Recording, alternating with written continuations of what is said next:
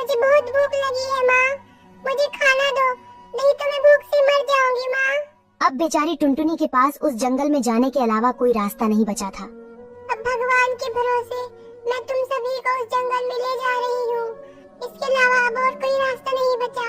इतना बोलकर टुनटुनी अपनी बेटियों को अमेज़न के जंगल में ले जाती है। वहाँ उसे एक खाली घर दिखता है। वो सभी उस घर में चले जाते हैं।